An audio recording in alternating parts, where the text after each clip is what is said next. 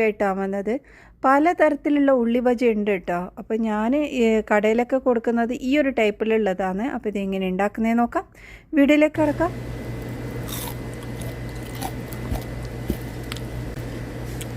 അപ്പോൾ ഉള്ളി ബജി ഉണ്ടാക്കാൻ ഞാനിതാ 1 കിലോ ഉള്ളിയാണ് എടുത്തത്. അത് നമുക്ക് കട്ട് ചെയ്ത് ചോപ്പറിൽ ഇട്ട് കൊടുക്കാം. ചോപ്പറിലാകുമ്പോൾ പെട്ടെന്ന് നമുക്ക് റെഡിയായി കിട്ടും. അപ്പോൾ ഇത് സ്ലൈസ് ചെയ്ത പോലെ ആക്കേണ്ടതാണ്, പൊടിഞ്ഞ പോലെ ആക്കാൻ പാടില്ല കേട്ടോ. അപ്പോൾ അതെല്ലാം റെഡിയാക്കി എടുക്കാം. അപ്പോൾ ഒരു വലിയൊരു പാത്രത്തിലോട്ട് മാറ്റി കൊടുക്കാം. ഇനി ഇതിലേക്ക് ഇതാ പച്ചമുളകാണ് ചേർക്കുന്നത്. ഒരു 20 പച്ചമുളക് എടുത്തിട്ടുണ്ട്.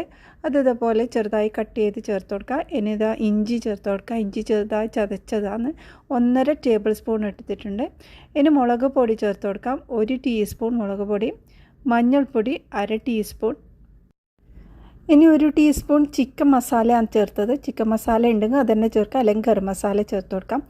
ഇനി ഞാനിതിലേക്ക് ഇതാ ജീരകപ്പൊടിയാണ്, ചെറിയ